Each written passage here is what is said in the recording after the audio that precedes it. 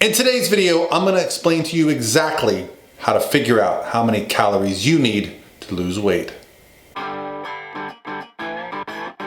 Hey guys, what's going on? This is Paul Ravella from ProPhysique.com, and yesterday's video inspired me so much because what I did was I took a topic that I get asked over and over again, and I reviewed the videos that I made, and lo and behold, well, it went very well. I love the product that came out. The feedback's been phenomenal. So today, I'm gonna tackle another question that I get all the time. If you enjoy this type of content around an evidence-based approach to reaching your fitness goals, hit subscribe. How do we calculate how many calories we need to lose weight?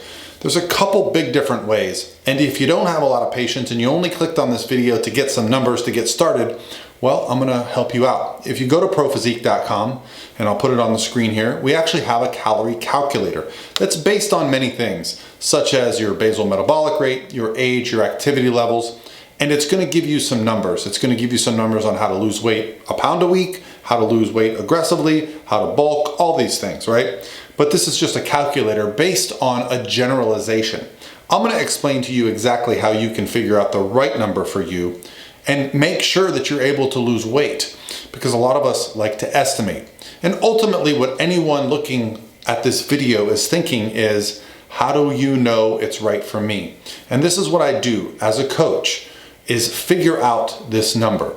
Because as much as I would love to tell you that what you're gonna get on ProPhysique.com with the free calculator is going to help you, ultimately the real way to figure out how many calories you need to lose weight requires you to have some accountability. You see, we all have different experiences in life. So some of us have been overeating for a long time. Some of us have been restricting for a long time. Some of us have been very athletic. Some of us have been very sedentary. All these things have an impact on how our metabolism is functioning. That's going to determine where our caloric intake needs to be set. Now, if you're not interested in doing this next step, you're really not interested in losing weight. The first step is going to be to download a calorie tracking app. Now, I've been doing this for over 10 years, and my current favorite one is Fat Secret. It's free, and it provides a really good database of foods. Because what you want to be able to do is not change your approach. I don't want you to think, well, I'm tracking what I'm eating, so what I'm going to do is I'm going to eat really well so it looks good.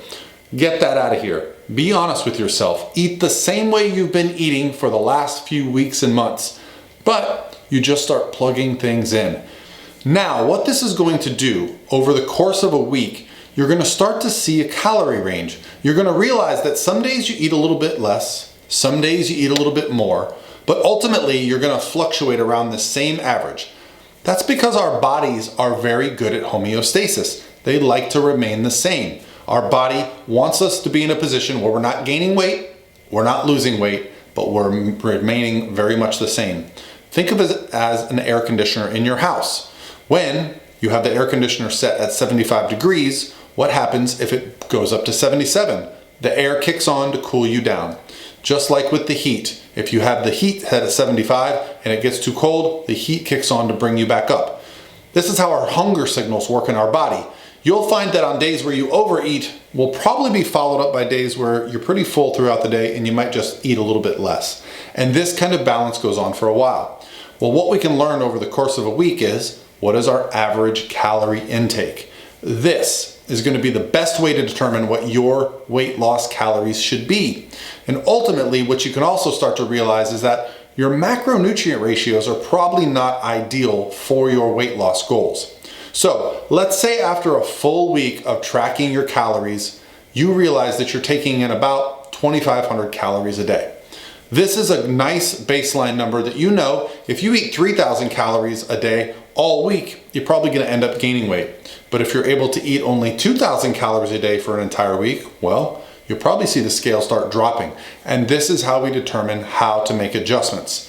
I would like to add that there are a few key things that we should do to make sure that we're eating well enough to support what we need to do in weight loss, because we don't want to lose lean body mass. So we need to at least consume enough protein that we would put it at about our target weight. That's right, that's an easy thing to do. You just pick a weight that you think you'd like to weigh as your goal weight and set your protein there.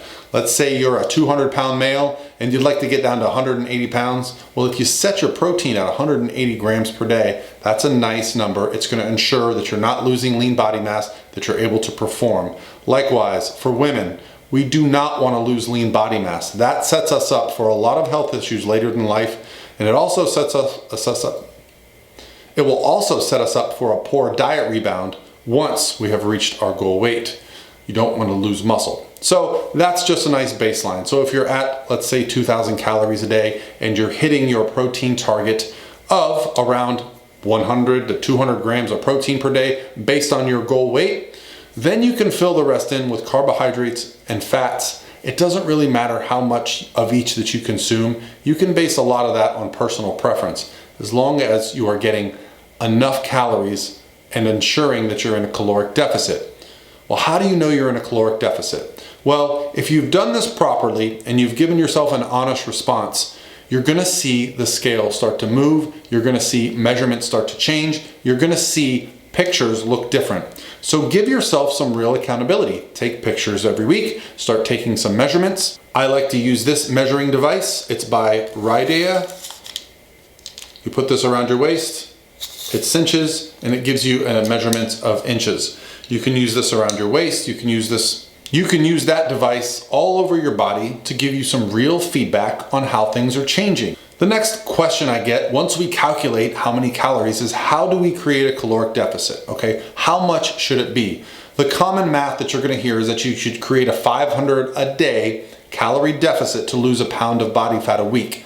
I find that to be a little bit unrealistic, especially if someone is consuming, say, 2,000 calories a day. You're essentially taking 25% of the calories from diet. Instead, you can think of your entire day as an energy balance equation.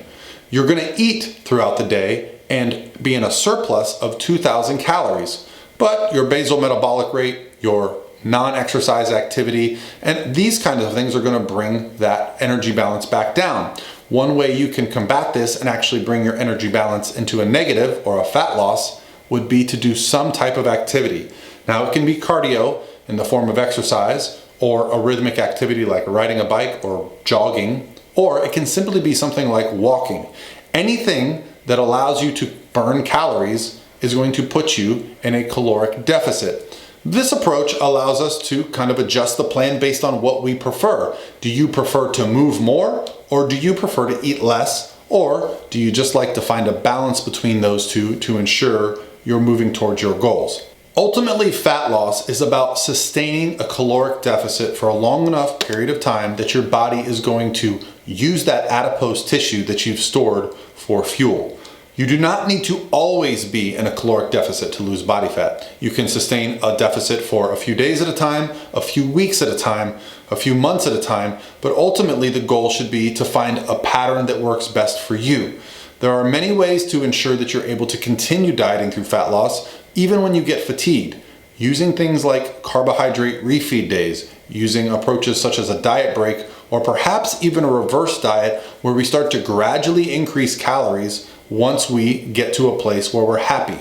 But ultimately, it's going to be a process of figuring out exactly what you need to take in. This type of accountability will really change the way you look at food. You will begin to understand that you can eat all the foods that you enjoy. You just might not be able to eat as frequently or as much of it as you thought. Stop thinking of foods as healthy or unhealthy. Start thinking of foods as merely a way to reach your goals. Don't give them morals, okay? There are no bad foods. Calories are our friends, but you can overconsume calories and put yourself in an unhealthy situation. This type of thinking will allow you to enjoy the journey and enjoy the process. Not think of calories as bad and exercise as good, but instead think of it as a holistic approach to weight loss that you can sustain for the rest of your life. All right, guys, that's going to be it for me today. If you have any questions, please let me know in the comments below, and I'll talk to you tomorrow.